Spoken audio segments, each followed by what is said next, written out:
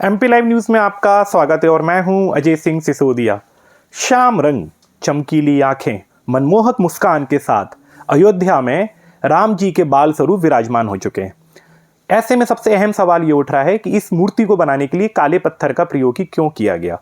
तो मैं आपको बता दूं, काले पत्थर को वैज्ञानिक रूप से ब्लैक ग्रेनाइट कहा जाता है। जब धरती ठंडी हो रही थी, जब धरती का निर्माण हो रहा था और लावा पिघल के ठंडा हो रहा था, उससे ग्रेनाइट चट्टानों का निर्माण हुआ जो कि बहुत कठोर मानी जाती हैं। ये जो ब्लैक ग्रेनाइट है, इसको कृष्ण शिला भी कहते हैं और शालिग्राम भी कहते हैं। शालिग्राम हमारे शास्त्रों में, वेदों में बहुत पवित्र माना जाता है। लेकिन इस काले पत्थर को इस्तेमाल करने के पीछे कई वैज्ञानिक कारण भी है, जिसकी और मैं आपका ध्यान दिलाना चाहूँगा।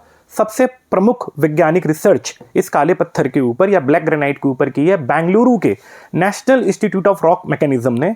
और वहाँ के साइंटिस्ट, स्पेशली वहाँ पे एक डॉक्टर वेंकटेश है, उनकी रिसर्च के मुताबिक ये जो पत्थर है, इसमें कभी दरार नहीं आती। दूसरी बात, ये कभी भी कार्बन के साथ कोई रिएक्शन नहीं करता है। तो जब भी वहाँ पे श्री राम जी की मूर्ति का जल अभिषेक होगा, उनको चंदन लगाया जाएगा, रोली लगाई जाएगी, तो मूर्ति को कोई क्षति नहीं पहुँचेगी। तो एक एजलेस पत्थर है।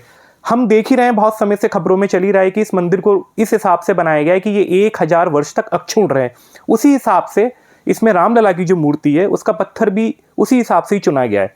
इस मूर्ति को डिजाइन किया है मैसूर के मूर्तिकार अरुण योगीराज ने, और मैसूर के पास ही हबोली जया गांव करके एक जगह है जहां से ग्रेनाइट पत्थर को मंगवाया गया है।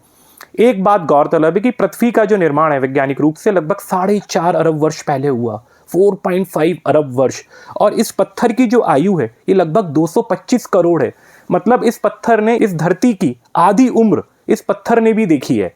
और ये पत्थर लावा को पिघलने से ठंडा होता है, मैं आपको बता ही चुका हूं।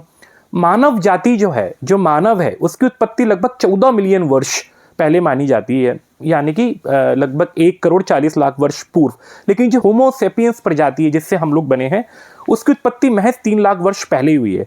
तो इतना आदि ये पत्थर है ब्लैक ग्रेनाइट, जिसको हम लोग शालिग्राम कहते हैं। और इसी वजह से भव्य रामलला का जो मंदिर है, उसमें जो राम जी की इतनी सुंदर प्रतिमा है, उस प्रतिमा को चुनने के लिए इस पत्थर का उपयोग किया गया है। ऐसी और जानकारी के साथ मैं आपके पास आता रहूँगा। आप देखते रहिए एमपी लाइव न्यूज़। चैनल को सब्सक्राइब करें, लाइक करें और कमेंट्स बॉक्स में अपनी राय हमको जरूर दें।